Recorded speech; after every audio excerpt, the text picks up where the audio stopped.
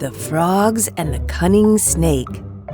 Once upon a time, there lived a snake named Mandavishya on the foothills of a big mountain.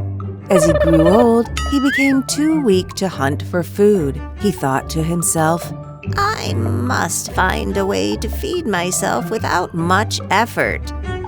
Soon, he came up with an idea. He crept to a pond that was full of frogs, and he sat at its very edge very quietly with a sad face. As time passed by, one of the frogs who was observing the snake came forward and asked the snake, "Sir, why are you not moving about in search of food as usual?" "Oh dear, last night I went and accidentally bit a Brahmin's son, and he died. His father cursed me that I should serve my prey for the rest of my life, and that I should live on whatever they offer me. This is the reason I came to serve your community." Soon the story reached the ears of the king of the frogs. He visited the snake himself to make sure that what he heard of the snake was true. After the snake had assured the king of the frogs of his intention to serve them, he was very excited and rode on the snake's back.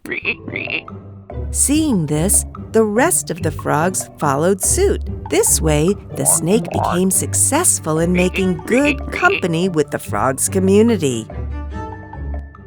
The next day, the snake started crawling slowly with the frogs on his back. When the king of the frogs noticed, he asked, "Friend, why aren't you crawling swiftly as you usually do?" "I have had nothing to eat," replied the cunning snake. "I am too weak to crawl swiftly." The frog king replied, "All right then, you can eat the smallest frog at the end of your day." The snake became very happy to see his plan working. He quickly gobbled up the frog at the end of his day. In this way, every day after a ride on the snake's back, the frog king would say, "You may eat the frog at the end of your day."